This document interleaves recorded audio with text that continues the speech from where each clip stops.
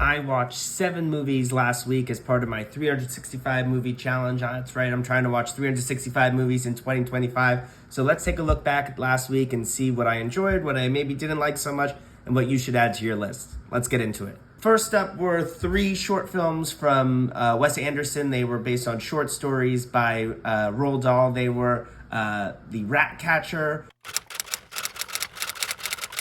Poison, and what was the other one called?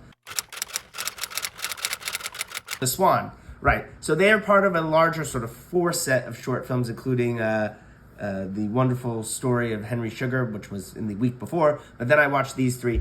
I really like them. Ultimately, I think these are all sort of part of one sort of anthology film. The Wonderful Story of Henry Sugar is probably my favorite. After that, I'd probably go with The Swan as my next favorite.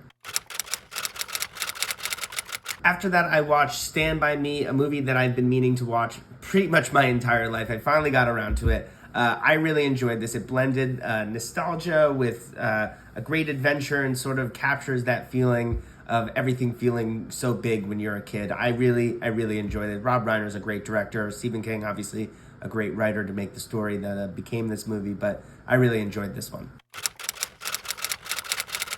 Next was My Brilliant Career. I got this one at the library on DVD. That's an Australian film by Gillian Armstrong. It's her debut, and it's sort of about a young woman in 19th century Australia, choosing her own independence against conformity and finding a husband. It had sort of Pride and Prejudice feels, or sort of that Jane Austen period piece sort of thing, but I thought it did some interesting things with it. If you're into that sort of thing, check out My Brilliant Career.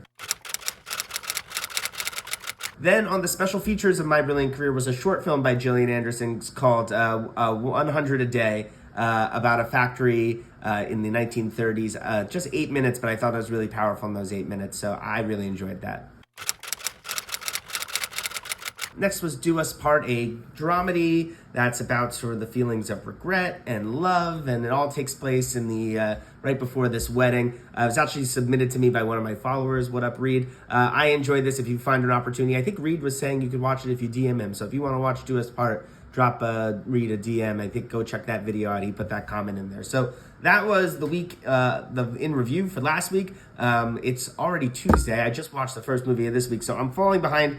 There are about 99 days left in the year, and I definitely have over 99 movies to watch. I'm starting to feel maybe a little pessimistic that I'm going to make it to 365, but we're certainly going to try through the end of the year. So make sure you stick around for that. If you have any movies you want me to watch before the year's over, make sure you drop them in the comments, and I'll add them to my watch list. All right, I'll see you in the next one.